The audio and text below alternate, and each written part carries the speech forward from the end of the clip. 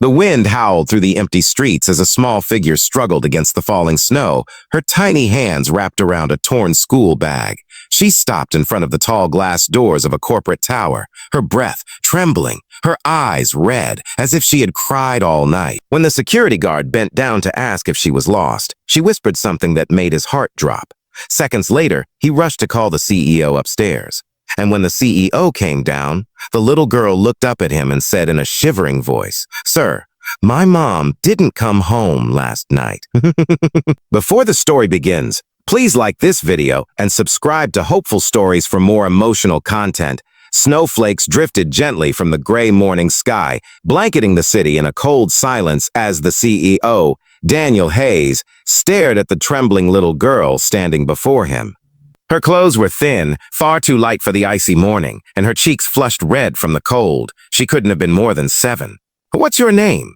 Daniel asked softly, lowering himself to her height. "Alila," she whispered, her voice quivering. "My mom, she didn't come home last night." "She always comes home." Daniel felt a strange tightness in his chest. He had meetings lined up, calls waiting, deals to finalize, but something about the girl's fear forced him to pause his world. "Where do you live?" he asked.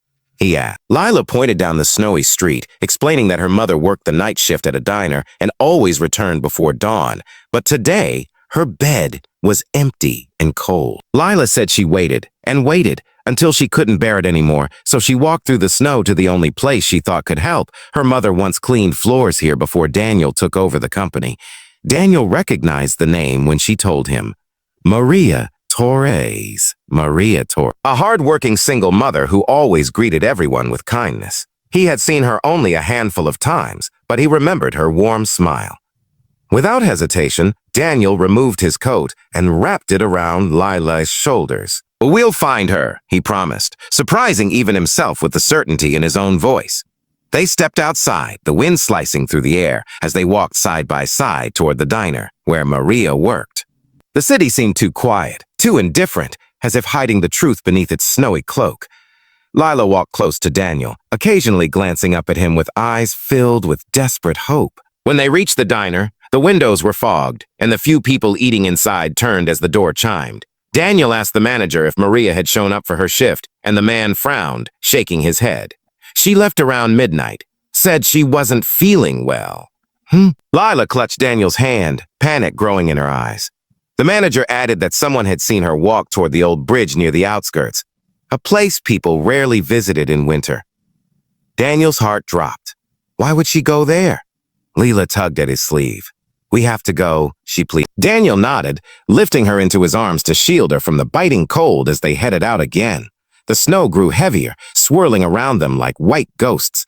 The bridge came into view, a lonely, icy structure stretching over a partially frozen river. Lila suddenly gasped, pointing to a small red scarf caught on the railing. "That's Mommy's," she whispered. Daniel's pulse quickened. He stepped closer, gripping the railing as the river roared softly beneath the ice. There were footprints in the snow, leading down toward the riverbank. Lila's voice cracked. "Is she down there?"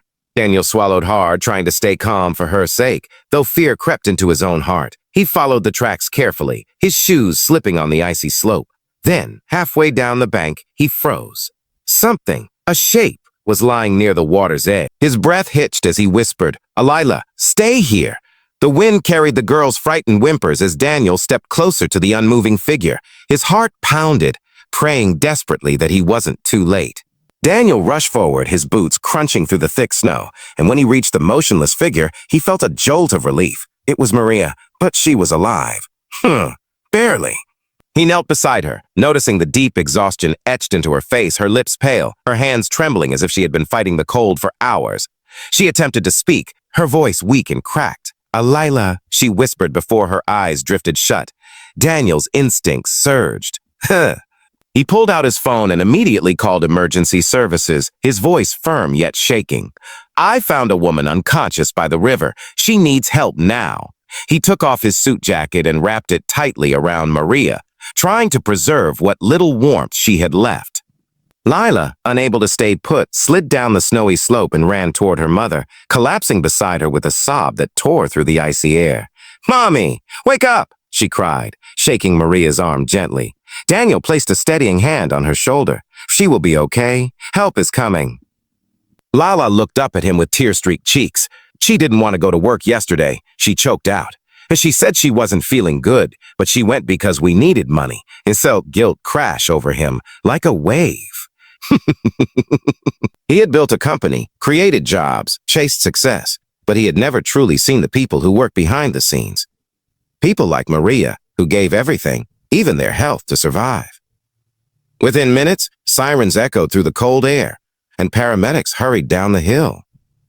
They checked Maria's pulse, lifted her onto a stretcher, and covered her in thermal blankets. Lila clung to Daniel's hand as they watched the paramedics work. "Is she going to die?" she whispered, barely able to breathe. "No," Daniel said firmly. "She's strong." "And she has you." At the hospital, doctors confirmed that Maria had fainted due to severe exhaustion, dehydration, and exposure to the cold. They said she was lucky. Another hour in the snow could have taken her life. Lila sat by her mother's bedside, refusing to leave even for a moment. Daniel stayed too, feeling an unfamiliar ache in his heart that deepened every time he saw the little girl holding her mother's hand. When Maria finally opened her eyes, she saw Lila first, and then Daniel standing quietly near the door. Tears filled her eyes.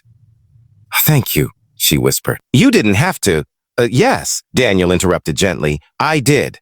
Days later, when Maria recovered enough to speak clearly, she told Daniel about her struggles, rent overdue, long shifts, skipped meals so Lila could eat. It was a story he had heard before in numbers and statistics, but never so painfully, personally human. Daniel made a promise then, not just to help Maria and Lila, but to change the lives of the workers who kept his company running. He arranged safe transportation for night staff, better wages, medical support, and emergency funds. For Maria and Lila, he found a small but warm apartment near the city center and offered Maria a stable, daytime position at the company. When Lila learned they wouldn't have to struggle anymore, she hugged Daniel tightly around the waist, whispering, "You saved my mommy." Daniel felt something shift inside him that day. Not a business deal, not a victory, but a deeper sense of humanity awakening. Weeks later, as snow melted and spring approached, Lila visited Daniel's office with a small handmade card. On the front was a drawing of 3 figures holding hands in front of a snowy bridge. Inside, she had written in crooked letters, "Thank you for finding my mom."